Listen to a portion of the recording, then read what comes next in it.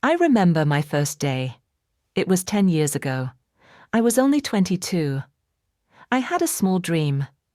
I wanted to cook food for people. I wanted to make them feel warm. The restaurant was small. It had only 6 tables.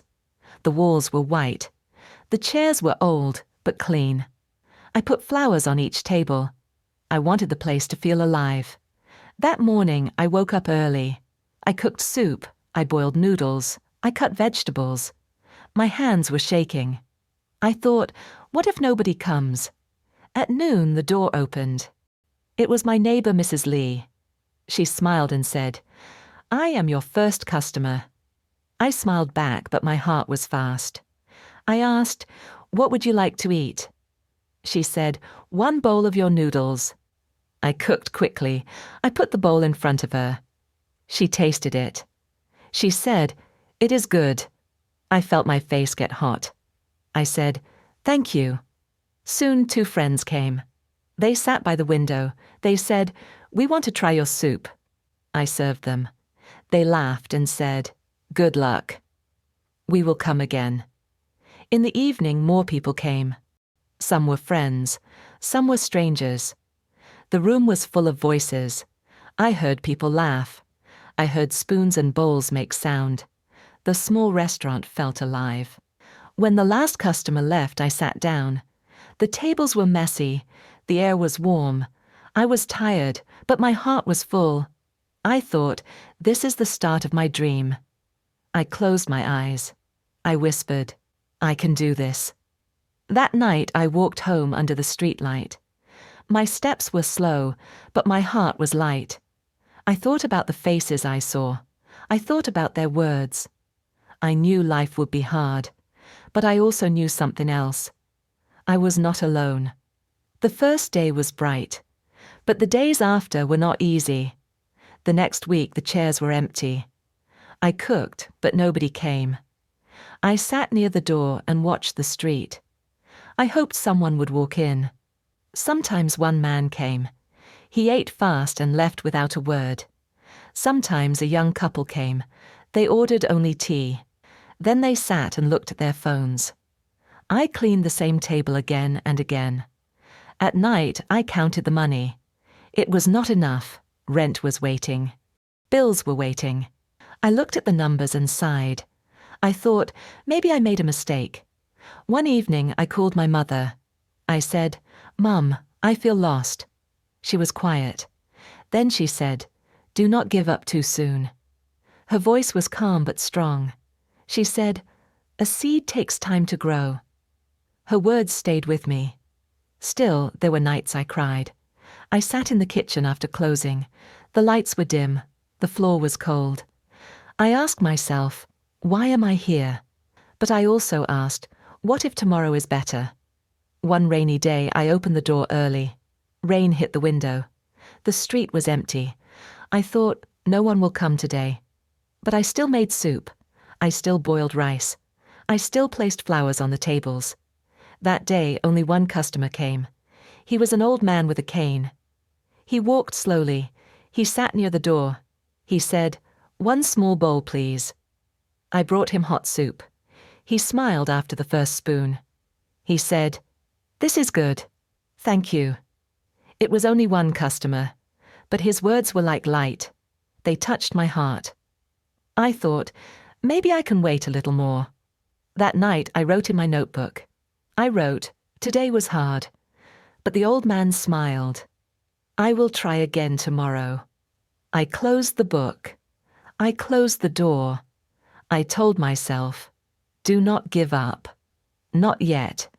The hard days did not end quickly, but small joys began to appear. They came slowly, like small lights in the dark. One morning, the same old man came back. He walked in with his cane. He said, "Your soup is the best." I smiled and asked, "Do you want the same today?" He nodded. He said, "Yes, the same." I felt something warm in my chest. One small bowl made him happy.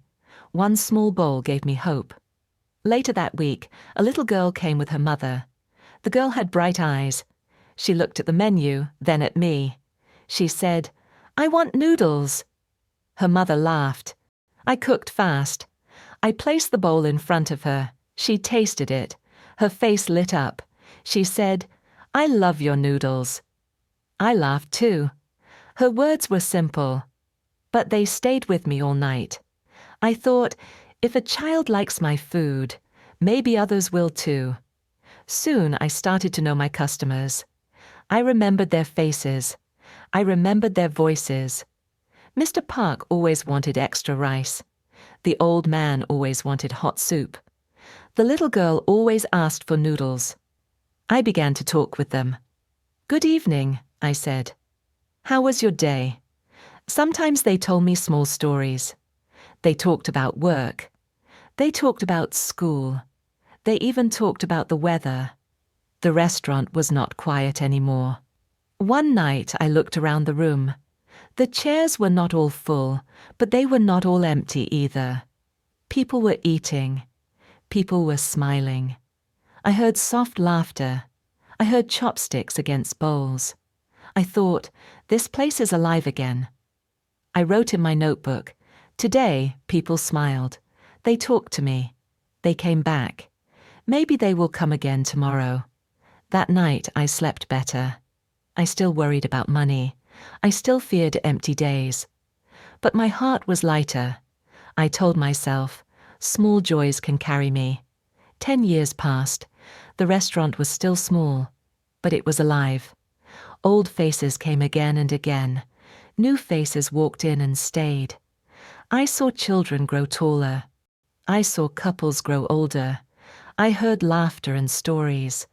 The restaurant became part of their lives, and they became part of mine. One cold evening, I was closing the door. I saw something on the floor. It was a small envelope. No name, no stamp, just paper. I picked it up. My hands shook a little. I opened it. Inside was a letter. The first line said, I ate here many times. I stopped breathing for a moment. I read on. The letter said, your food saved me when I was sad. I came when my heart was heavy. I came when I felt alone. Your soup was warm. Your smile was kind. You gave me strength. Thank you. I read the words again and again. Tears filled my eyes. I did not know who wrote it. Man or woman, young or old. I had no idea. But I felt close to that person. I felt their pain. I felt their thanks. And I felt something inside me change. All the years of work came back to me. The empty chairs, the rainy days, the small joys, the hard nights. They all led to this letter. I sat at a table, letter in my hands. The lights were soft. The room was quiet. But in my heart there was music. I whispered to myself, this is why I never gave up. The letter was small, but it was the biggest gift I had ever received. That night I did not feel tired. I felt strong. I felt proud.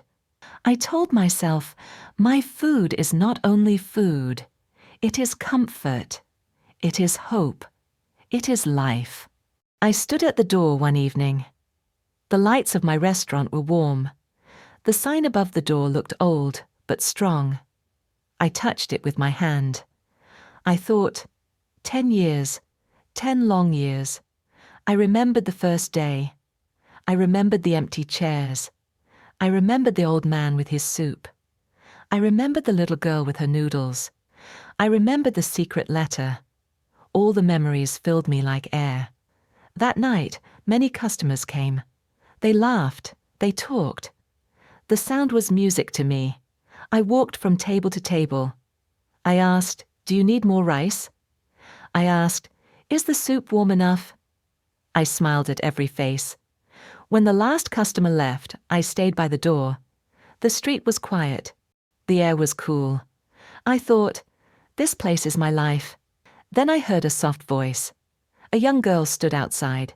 She looked nervous. She said, excuse me. I asked, yes? She said, I like your restaurant. I like how people smile here. I want to learn from you. Can I work here? For a moment I was silent. Her eyes were bright. Her voice was soft but strong. I saw myself in her. I saw the girl I was 10 years ago. I smiled. I said, "Yes, come tomorrow." Her face lit up. She bowed and said, "Thank you." After she left, I sat down. The tables were empty now, but my heart was full. I thought, this story is not ending. It is only changing. I closed my eyes. I whispered, "This is the real reward." It was not money. It was not fame. It was the people. It was the smiles. It was the life inside these walls. 10 years had passed, but I knew something true. Dreams do not end. They grow, just like people. And my small restaurant would live on. One bowl, one smile, one story at a time.